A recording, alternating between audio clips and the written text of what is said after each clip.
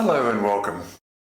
I read in my newspaper this morning that aircraft manufacturer Bombardier has decided to cease production of the Learjet. They will focus on larger, more lucrative private jets. Learjet's decline began in 2009 when the Phenom 300 entered the market. This aircraft is made by Brazil's Embraer and only requires one pilot. Bombardier's Global 7500, General Dynamics Gulfstream G650 and Dassault Aviation's Falcon 8X also fly faster and further and are more spacious. The Learjet has an interesting history. Bill Lear modelled the jet on the Swiss P-16 fighter plane. The Learjet first flew in 1963 and there was nothing in the market that could match its performance. The DC-3 or Beech 18 were roomier, but trips took twice as long. Bill Lear was a talented radio and electronics inventor.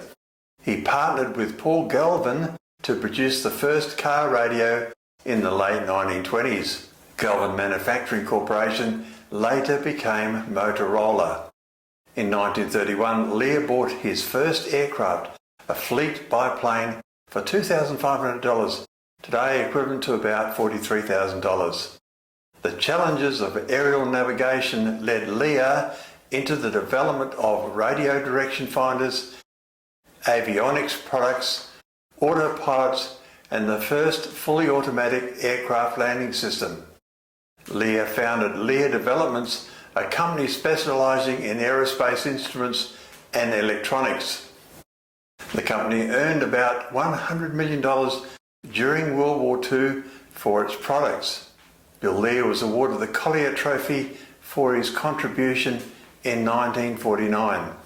Lear also developed and marketed a line of panel-mounted radios for general aviation such as the Lear Avian, which incorporated radio direction finder circuits as well as broadcast band coverage. In 1962, eager to get started with his private jet idea, Lear bought an airplane factory in Switzerland.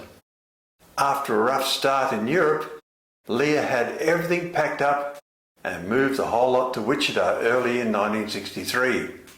When asked why on earth he'd set up shop in his competitor's backyard, he said, "Can you think of any better place where I can steal more engineers?" He wanted the aeroplane to be relatively simple to fly. Then came that fateful day in 1964 when the prototype took off on a flight to test single-engine performance. It was an anxious time for Lear as he had run out of money. He worried that a prolonged certification program would doom the company. The first Learjet ever built crashed. The captain was a Federal Aviation Administration pilot. He and his co-pilot had neglected to stow the spoilers for takeoff, and on only one engine, the jet didn't get much more than 20 feet into the air, settling back, whereupon the wing tank ruptured and the aircraft caught fire. Nobody was hurt, thank goodness. The insurance payout helped keep Lear's company going, and there was no suspicion there was anything untoward happening because it was an FAA pilot flying the plane. Bill Lear said, "The FAA wrecked my airplane and they made amends by handing him a type certificate for his new jet just 2 months after the accident and only 9 months after the plane's first flight. The first small business jet in history was finally ready for sale. The speed and budget of $14 million with which Lear went from idea to certification is remarkable. Today, developing a new jet can cost more than $1 billion and take more than a decade. For example, look at the Eclipse jet's funding and certification woes. Lear now needed to sell his aircraft.